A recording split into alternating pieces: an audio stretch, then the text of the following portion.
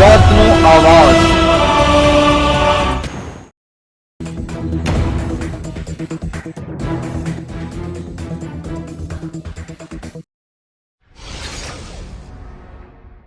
શિક્ષણ મંત્રી ડોક્ટર કુબેર ડિંડોની ઉપસ્થિતિમાં મહીસાગર જિલ્લા કક્ષાનો સૂર્ય નમસ્કાર લોણાવાડા પોલીસ પરેડ ગ્રાઉન્ડ ખાતે યોજાયો। બાલાસિનોર તાલુકાનું રૈયાલી ડાયનાસોર પાર્ક ખાતે સૂર્ય નમસ્કાર કાર્યક્રમનું આયોજન કરવામાં આવ્યું હતું, જેમાં નાયબ કલેક્ટર સાહેબ તેમજ મામલતદાર સાહેબ તેમજ તાલુકા વિકાસ અધિકારી ઉપસ્થિત રહ્યા હતા। ત્યારે સૂર્ય નમસ્કારને વિશ્વ ફલક પર લઈ જવા માટે ગુજરાત રાજ્ય બોર્ડ અને રમતગમત યુવા અને સાંસ્કૃતિક પ્રવૃત્તિઓના વિભાગ રાજ્ય સરકારના માર્ગદર્શન હેઠળ સમગ્ર રાજ્યમાં સૂર્ય નમસ્કાર મહાઅભિયાનનું આયોજન હતું।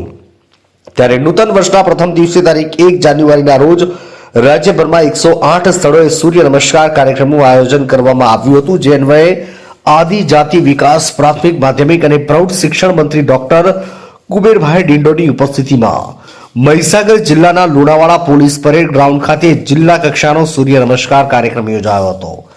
આ પ્રસંગે આદિજાતિ વિકાસ પ્રાથમિક માધ્યમિક અને પ્રૌઢ શિક્ષણ મંત્રી ડોક્ટર કુબેર ડિંડોરે જણાવ્યું કે દેશના યશસ્વી વડાપ્રધાન નરેન્દ્ર મોદીના માર્ગદર્શનને સતત કાર્યરત મુખ્યમંત્રી ભૂપેન્દ્રભાઈ પટેલના નેતૃત્વમાં લોકો યોગ કરતા થાય, યોગ અંગેની જાગૃતિ કેળવાય, લોકો નિરોગી રહે, દરેક લોકોને સ્વસ્થ જીવનશૈલી નિરોગી જીવન જીવવા માટે પ્રોત્સાહિત થાય તે માટે વર્ષ 2024ના પ્રથમ દિવસે ગુજરાતમાં સૂર્ય નમસ્કાર કાર્યક્રમનું આયોજન કરવામાં આવ્યું છે।